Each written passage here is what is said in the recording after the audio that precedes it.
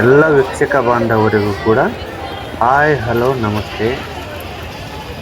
ಇವತ್ತಿನ ಬ್ಲಾಗ್ ಏನಪ್ಪ ಅಂತಂದ್ರೆ, ನಾವು ಊರಿಂದ ಗಜೇಂದ್ರಗಢದಿಂದ ಕನಗೇರಿಗೆ ಪ್ರಯಾಣ ಬೆಳೆಸಿದ್ವಿ. ನೀವು ನೋಡ್ತಾ ಇರ್ಬೋದು, ಈಗ ಕನಗೇರಿ ಬಸ್ ಸ್ಟ್ಯಾಂಡಲ್ಲಿ ನಾವಿದ್ದೇವೆ. ಮಣ್ಣಿನಿಂದ ತಯಾರು ಮಾಡಿರ್ತಕ್ಕಂಥ ಬಸವಣ್ಣನ ಎಲ್ಲ ಕಡೆಗೂ ಕೂಡ ಪ್ರದರ್ಶನಕ್ಕೆ ಇಟ್ಟಿದ್ರು. ಮಣ್ಣೆತ್ತಿನ ಅಮಾವಾಸ್ಯೆ ಆಗಿದ್ದರಿಂದ ನಾವು ದೇವ್ರ ದರ್ಶನಕ್ಕೆ ಬಂದಿರತಕ್ಕಂಥದ್ದು ಮಣ್ಣೆತ್ತಿನ ಅಮಾವಾಸ್ಯೆ ಆಗಿದ್ದರಿಂದ ಈಗ ಎಲ್ಲ ಕಡೆಗೂ ಕೂಡ ಬಸವಣ್ಣನ ಮೂರ್ತಿಗಳನ್ನು ಪ್ರದರ್ಶನಕ್ಕೆ ಇಟ್ಟಿದ್ರು. ನಾವು ಫಸ್ಟಿಗೆ ಏನಂತಂದ್ರೆ, ಈಗ ನೋಡಿ ದ್ವಾರ ಕಾಣ್ತಾ ಇದೆಯಲ್ಲ, ನಾವು ಈ ಕಡೆ ಬಸ್ ಸ್ಟ್ಯಾಂಡ್ ಕಡೆ ಬಸ್ಸಿಗೆ ಹೋಗಿದ್ದರಿಂದ ಬಸ್ ಸ್ಟ್ಯಾಂಡ್ ಕಡೆಗಿಂದ ನಮ್ಮ ಪ್ರಯಾಣ ಬೆಳೆಸಿದ್ವಿ. ನಿಮ್ಗೆ ಈಗ ಕಾಣ್ತಾ ಇರುವುದಂಥದ್ದು ಫ್ರಂಟ್ ದೇವಸ್ಥಾನ ನೋಡಿ. ದೇವಸ್ಥಾನದ ಮೊದಲ ದ್ವಾರ ದಾಟಿ ಮುಂದೆ ಬಂದು ನಾವು ಫ್ರಂಟ್ ಗೇಟ್ ನೋಡಿದ. ಈಗ ದೇವಸ್ಥಾನದ ಒಳಗಡೆ ಬಂದ್ವಿ. ಒಳಗಡೆ ಬಂದು ಲೆಫ್ಟಿಗೆ ಹೋಗಿ ದೇವಸ್ಥಾನ ಸುತ್ತ ಹಾಕಿ ಹಿಂದ್ಗಡೆಯಿಂದ ಕ್ಯೂ ಸಿಸ್ಟಮ್ ಇದೆ. ಆ ಕ್ಯೂ ಸಿಸ್ಟಮಲ್ಲಿ ಕ್ಯೂ ನಿಂತ್ಕೊಂಡು, ತುಂಬ ಏನು ಲೇಟ್ ಆಗಲ್ಲ, ತುಂಬ ಗದ್ದಲಿರಲ್ಲ. ಅಷ್ಟು ಅಮಾವಾಸ್ಯೆ ದಿವಸ ಸ್ವಲ್ಪ ಗದ್ದಲಾಗತ್ತೆ, ಉಳ್ಕದ ದಿವಸ ಏನು ಗದ್ದಲಾಗೋದಿಲ್ಲ. ನೋಡಿರಿ, ಕಾಣ್ತಾ ಇದೆಯಲ್ಲ ನರಸಿಂಹ, ಲಕ್ಷ್ಮೀ ನರಸಿಂಹ ದೇವರು. ಕನಕಗಿರಿಯಲ್ಲಿ ಶ್ರೀ ಲಕ್ಷ್ಮೀ ನರಸಿಂಹ ದೇವಸ್ಥಾನ ತುಂಬ ಹೆಸರುವಾಸಿ ದೇವಸ್ಥಾನ. ಮತ್ತು ಮಹಾಲಕ್ಷ್ಮಿ ಗುಡಿ ಇರೋದ್ರಿಂದ ತಿರುಪತಿಗೆ ಹೋಗಿ ತಿರುಪತಿ ದೇವಸ್ಥಾನ ವೆಂಕಟೇಶನ ನೋಡಿಕೊಂಡು ಕೊಲ್ಲಾಪುರನ ಮಹಾಲಕ್ಷ್ಮಿ ಗುಡಿಗೆ ಬರಬೇಕು. ಆದರೆ ಇಲ್ಲೇನಿದೆ ಅಂತಂದರೆ, ವೆಂಕಟೇಶ ಮತ್ತು ಮಹಾಲಕ್ಷ್ಮಿ ಕೂಡ ಇಲ್ಲೇ ನೆಲೆಸಾಳ. ಹಳೆ ಕಾಲದಿಂದ ವಾಡಿಕೆಯಿಂದ ಬರುವಂಥ ಒಂದು ಶಬ್ದ ಏನಂದ್ರೆ, ಕಣ್ಣಿದ್ದವರು ಕನಗೇರಿ ನೋಡಬೇಕು, ಕಾಲಿದ್ದವರು ಹಂಪಿ ನೋಡ್ಬೇಕಂತೇಳಿ ಅವಾಗಿನ ಹಳೆ ಕಾಲದಿಂದನೂ ನಡ್ಕೊಂಡು ಬಂದಿರತಕ್ಕಂಥ ಒಂದು ನೋಡಿ ಗಾದಿ ಮಾತಾ ಇದೆ. ಅದು ಅವಾಗಿಂದನೂ ಕೂಡ ಕಣ್ಣಿದ್ರೆ ಕನಗೇರಿ ನೋಡಬೇಕು, ಕಾಲಿದ್ರೆ ಹಂಪಿ ನೋಡ್ಬೇಕಂತೇಳಿ.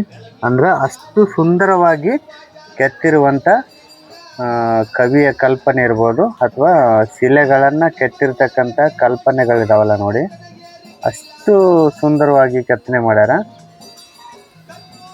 ಅವಾಗಿನ ಶ್ರಮದಿಂದ ಕಟ್ಟಿರ್ತಕ್ಕಂಥ ಶಿಲ್ಪಿಗಳು ಮಾತ್ರ.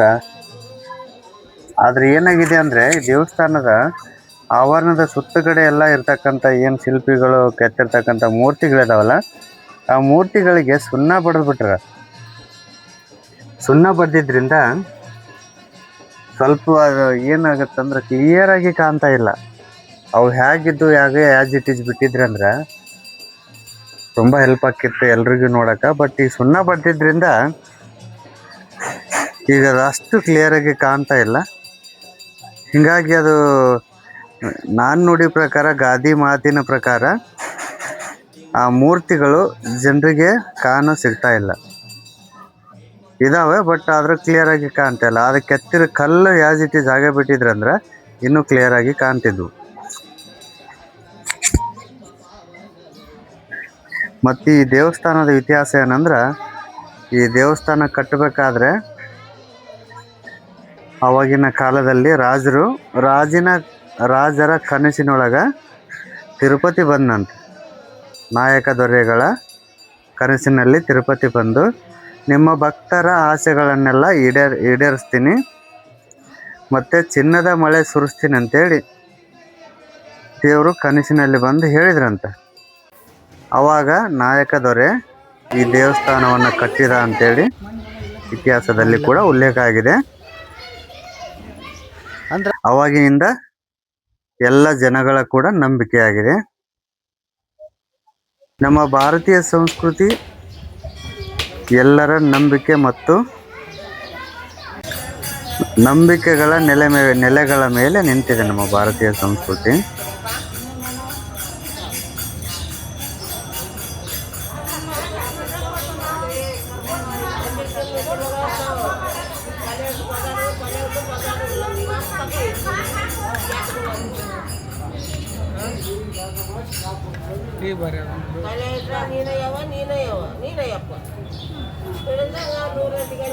ದಕ್ಷಿಣ ಕೊಡ್ರಿ ಮಾವರ.